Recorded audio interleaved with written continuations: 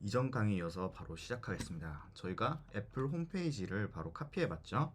이런 스타일들을 이용해서 레이아웃을 짜고 그 레이아웃에 이미지 태그를 사용해서 이 상하 관계, 부모자식 관계를 이용해서 부모의 레이아웃 크기에 이제 이미지 태그의 위드와 하이트를 맞춤으로써 이와 같은 이미지를 만들어낼 수 있게 되었습니다.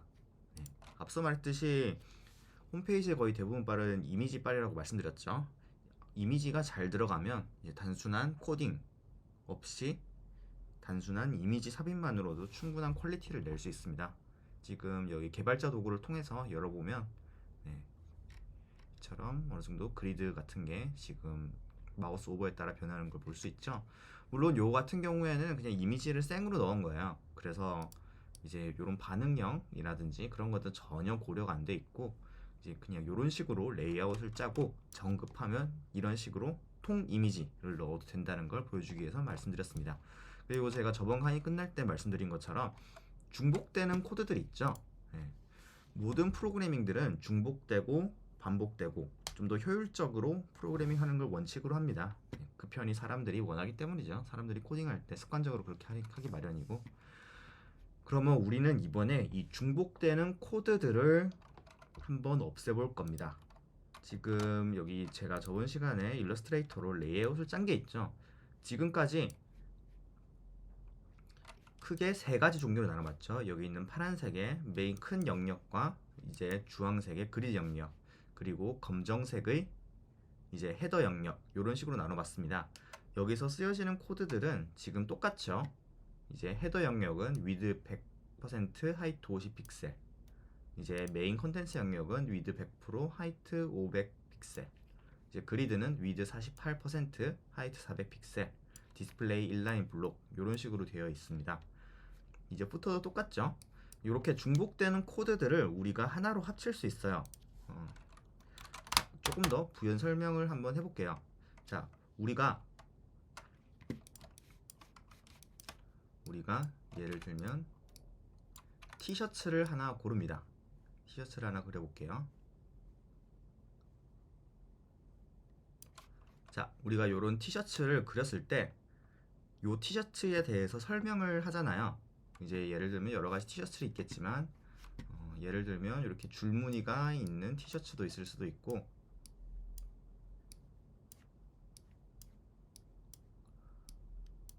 혹은 이런 식으로 크롭이 되어 있는 티셔츠도 있을 거예요. 네.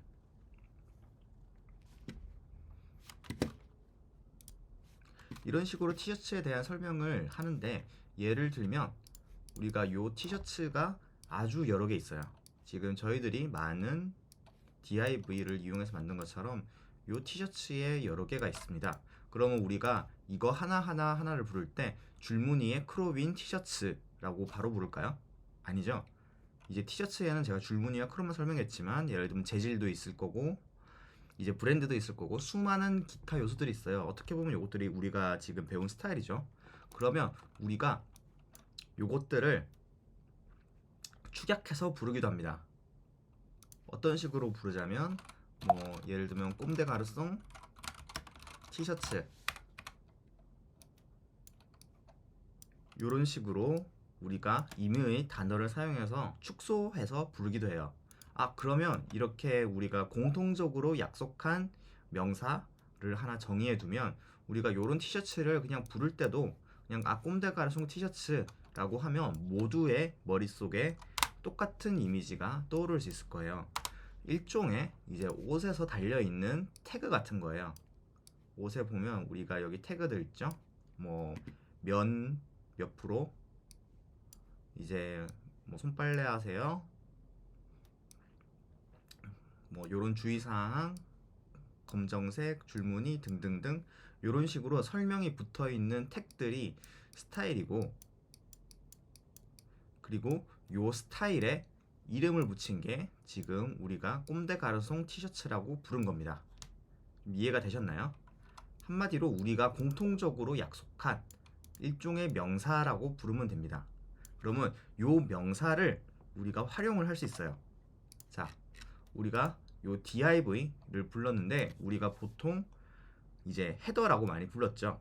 그걸 요 헤더라고 부르고 메인 컨텐츠라고 부르고 그리드라고 부르고 부터라고 불렀죠. 이제 우리가 머릿속으로는 이미 여기에 대한 명사들이 다 들어가 있어요. 이제 그것들을 옷에 달린 태그처럼 정의해 주는 게 필요해요. 그거를 사용할 수 있는 게 바로 클래스라는 겁니다. 여기서 클래스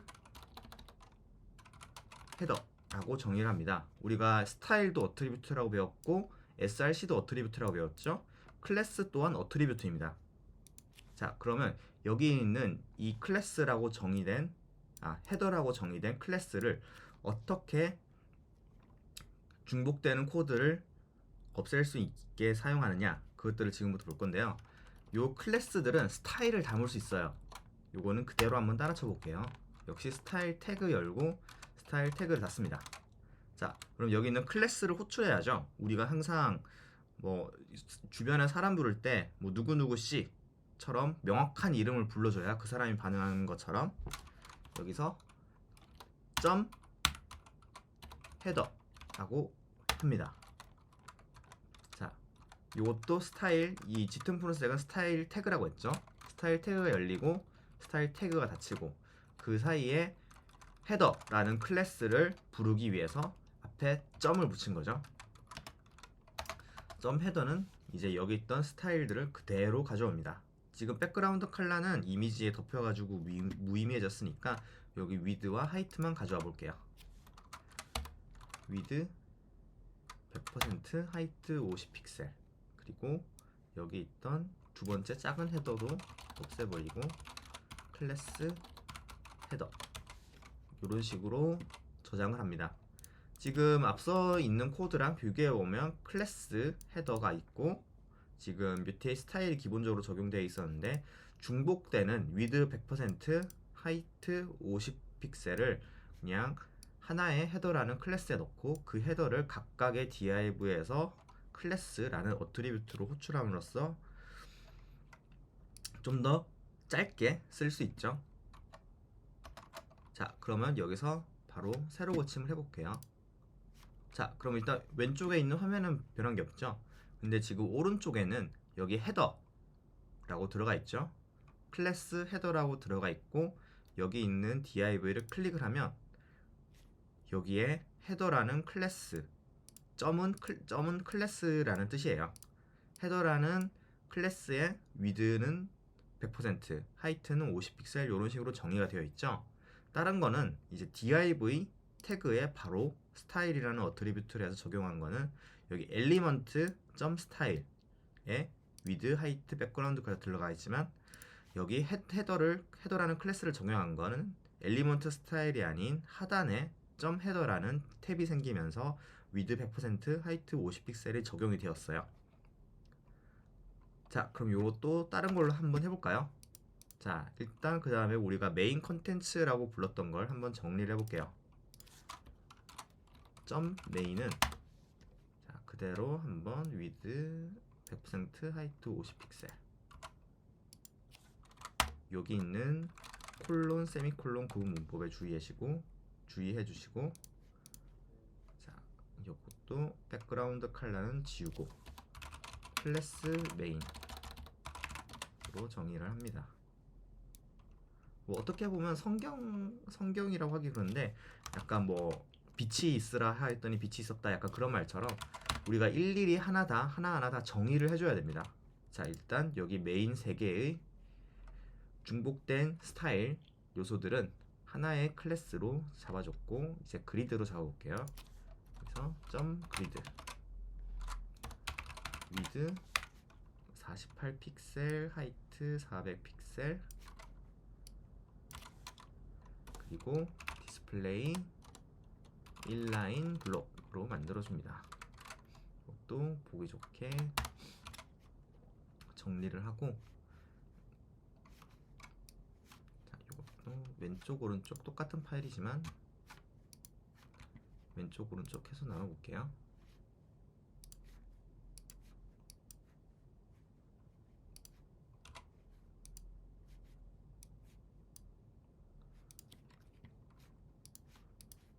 자, 여기서 여기서 똑같이 클래스 그리드로 바꿔주고 똑같이 중복되는 코드들을 다 지워줍니다.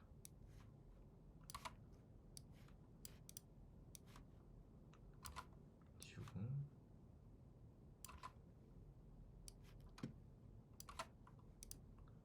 이 밑에 거는 메인과 똑같죠. 메인과 똑같은 스타일을 사용했으니까 메인으로 정의를 해줍니다. 자, 그러면 지금 한눈에 봐도 약간 코드가 많이 좀 깔끔해졌죠. 그리고 좀 더 직관적이게 되었죠. 헤더, 메인, 그리드 이런 식으로 우리가 자주 쓰는 명칭으로 정리가 되었습니다. 이 상태에서 새로 고침을 해볼게요. 새로 고침을 하면 변한 거 없죠. 그리고 역시 여기 그리드라는 클래스의 스타일 요소가 담겨 있다는 걸 볼 수 있고,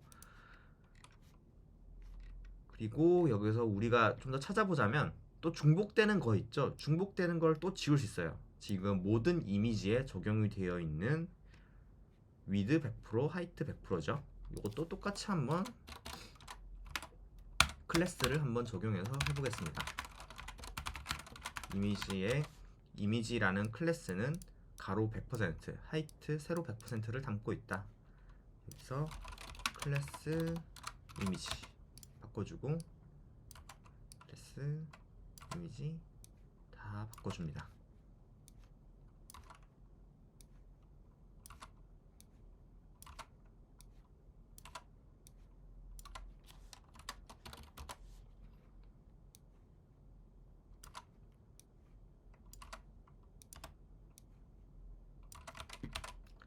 자, 이런 식으로 쭉 이미지에다가 적용을 시켰어요. 저장, 그리고 새로 고침을 하면 여기 이미지에도 똑같이 위드 100%, 하이트 100% 들어가 있죠. 자, 그럼 이렇게 하면 뭐가 좋느냐? 이렇게 하면 우리가 공통된 외관을 가진 녀석들을 한꺼번에 컨트롤할 수 있습니다. 예를 들면 지금 여기 메인이라는 클래스에 하이트를 줄이면 나머지 메인들이 다 줄어들죠. 그리드 또한 위드를 줄여주면 이런 식으로 바꿀 수 있어요. 왜냐하면 모든 그리드가 다 똑같이 적용이 되기 때문이죠. 요 이미지에 관련된 것도 마찬가지예요. 이미지를 줄이면 이런 식으로 바뀌어지는 게 보이죠. 자, 여기서 이 클래스의 구조들을 잘 사용하면 정말 코드가 엄청 깔끔해집니다. 지금 우리가 조금 전에 만들었던 코드를 비교를 해보자면 이전 코드예요. 이전 코드와 비교하면 지금 코드는 엄청 깔끔하죠. 요 수많은 스타일들, 표현 요소들이 이제 스타일 태그 안에 클래스에 따른 모양을 정의를 해주고 그것들을 이제 실제 코드에서 클래스라는 어트리뷰트를 사용해서 붙여줌으로써 훨씬 더 재사용이 가능하고 보기에도 깔끔한 코드를 만들어진 거예요. 게다가 이런 식으로 스타일을 한번 정의해 준다. 그러면 이제 우리가 다른 파일, 다른 프로젝트나 다른 프로젝트에서도 충분히 잘 사용할 수 있겠죠. 특히 예를 들면 버튼이라든지 아이콘이라든지 기본적인 메뉴의 레이아웃 형태라든지 우리가 디자인 스킴을 결정하는 수많은 요소들을 이런 클래스로 정의를 하고 이제 다른 프로젝트를 하더라도 예전에 사용했던 클래스들을 자유롭게 꺼내와서 사용할 수 있다는 거죠. 어떻게 보면 우리가 제플린, 일러스트 그런 데에서 많이 사용하는 프리셋이라고 보면 될 것 같아요. 이제 조금 다른 점은 여기 있는 프리셋은 직접 손으로 친다는 게 가장 다른 거겠죠. 자, 그러면 여기 있는 우리가 앞서 두 강의에 연속해서 배웠던 이 스타일들을 정확히 말하자면 CSS라고 부릅니다. CSS라고 부르고 이거는 정확히 말하자면 캐스케이딩 스타일 시트라고 부르는 겁니다. 말 그대로 이제 요런 문서에서 요소들이 화면에 어떻게 렌더링 되는지 그 외관을 정리한 거고 이제 요런 것들을 따로 뭉쳐서 CSS 파일로 관리가 가능해요.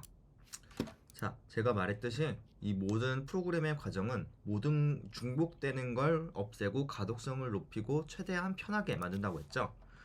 요것들을 CSS 파일로 만들 수가 있어요. 우리가 웹브라우저를 하면서 HTML 파일이라는 걸 처음 접해봤잖아요. 이것들을 CSS 파일로 저장할 수 있습니다. 저는 파일 new 파일을 통해 가지고 여기 새로운 문서를 만들고 여기 스타일 태그 안에 있던 정의들을 복사를 해서 잘라내기를 해서 여기 새로운 파일에 넣었습니다. 그리고 저장을 할 때 style.css 라고 저장을 했습니다. 자, 그러면 지금 이 상태에서 새로 고침을 해보면 여기 있던 모든 스타일 요소들이 다 사라졌죠. 왜냐하면 style.css 파일을 만들었는데 이제 이런 것들은 뭐 간편하게 그냥 있으면 바로 로딩되고 그런 게 아니에요. 우리가 하나하나 다 설명을 해줘야 돼요. 얘 불러와라, 쟤 불러와라 이런 식으로 로딩을 해줘야 되는데, 자, HTML 파일에서 CSS 파일을 로딩을 해야 돼요. 우리가 이미지 태그를 통해 가지고 이런 이미지 파일을 로딩한 것처럼 CSS 파일을 로딩하는 건 다음과 똑같습니다. 요거는 그대로 따라치세요. 외우면 제일 좋고요. 스타일 시트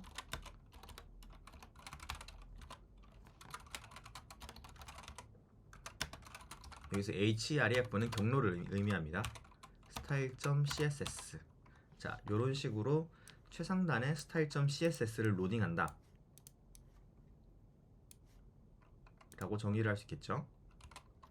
자, 이거를 다시 새로 고침을 하고 하면 여기 상단에 헤드라는 태그 안에 링크 스타일 세트가 있고 여기 style.css, href는 src와 비슷하게 주소라고 했죠. style.css를 로딩한다 라고 되어 있습니다. 자, 그러면 여기서 보면 다시 로딩이 정상적으로 된 걸 볼 수 있고, 우측 상단에 보면 style.css라고 적혀져 있어요. style.css의 9번째 줄에 그리드와 관련된 코드가 있다 라는 뜻이에요. 이처럼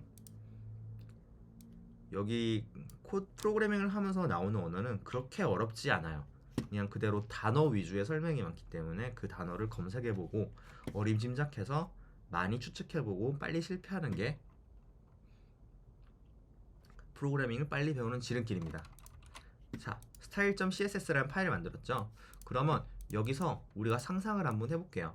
여기서 우리가 쭉 모든 스타일들을 적어 내려갈 수 있지만, 만약 우리가 조금 더 나만의 스타일이 정의돼 가지고 버튼에 관한 CSS를 할 수 있고 뭐 체크박스에 대한 CSS를 또 만들 수가 있잖아요. 여기에 있는 그 내가 만든 CSS들을 또 분류를 해서 이제 진짜 나만의 프리셋을 만드는 거죠.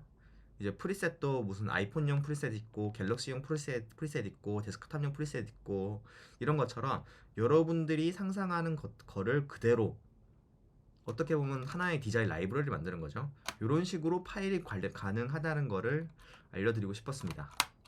네, 지금까지 배운 내용을 총 정리하자면 요 CSS 중에서 클래스를 이용해서 이제 스타일들을 최적화시키는 방법, 그리고 이 최적화시킨 스타일을 다시 한번 CSS 파일로 저장을 해서 관리하는 방법까지 알아봤습니다. 여기까지 하겠습니다.